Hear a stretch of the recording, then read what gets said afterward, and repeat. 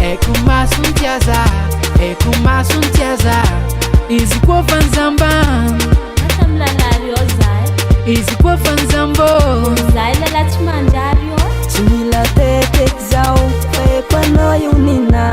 Nati yes kaza, pano yu anjarana. Tiavana roso masfo, na patiano na. Tetek zafa aspo, ano yunina. si masorunza, andengar kanoyu, si mafaninza, masifongamza, masifongamza, ano fanva, clean air fuza, masfo, ano faniva, masfo, fatimira masfo, ano faniva, masfo. Miasa loza zegny agnatiny karaha tao mitangatsiky. Tsisy zegny atoko fa izy raha tiako ro. Za tsy sorogno, fa zista masy fô miza. Efa haiko anao io fa ho azoko anao io tsy maintsy ninona. Na tsy miezaka mafy za, andeha agnaraka anao io. Zista masy fô miza, anao fanva. Masfo, Zista masy fô miza, masfo, tsy mila miezaka za. masfo, Masona fô miza, masfo. tsy mila teteky zao, fa haiko anao io nina. Na tsy ezaka za, fa anao io anjarana. Fitiavagna roso maso fô, na patianao na.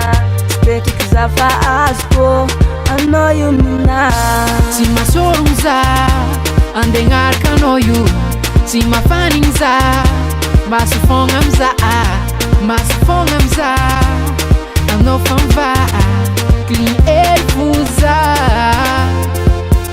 masfo, anao faniva, masfo, fatimira masfo, anao faniva, masfo.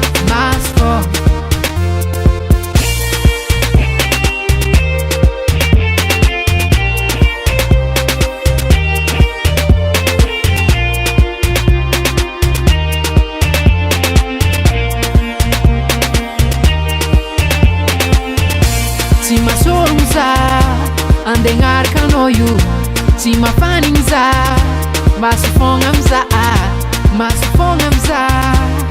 anao fanva, clean air fuza,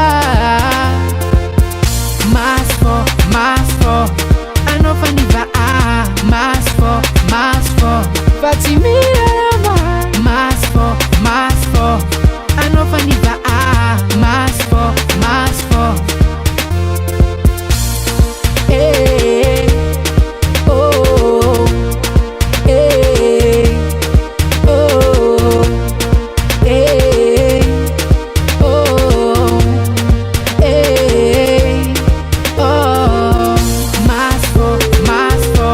Avitanga ramaro